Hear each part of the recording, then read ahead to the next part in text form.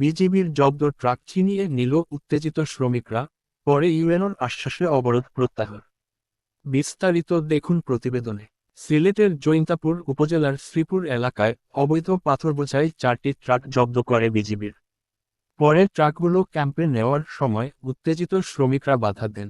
48 বিজিবির দাবি, শ্রমিকরা জোরপূর্বক 3টি ট্রাক ছিনিয়ে নিয়ে গুচ্ছগ্রাম এলাকায় পাথর খালাস করে দেয়।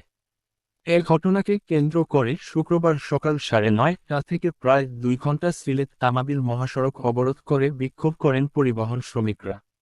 শ্রমিকদের অভিযোগ, বিজিবির এক ট্রাক শ্রমিককে মারধর করেছে এবং 1 রাউন্ড ফাঁকা গুলি ছুড়েছে।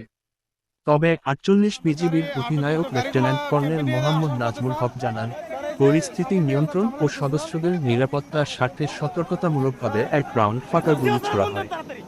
পরে উপজেলা নির্বাহী কর্মকর্তা ইউএনও সুনন্দা রায়ের আশ্বাসে শ্রমিকরা অবরোধ প্রত্যাহার করেন। এদিকে ভ্রাম্যমাণ আদালত বিজিবির জব্দ করা একটি ট্রাককে 10,000 টাকা অর্থদণ্ড প্রদান করেন।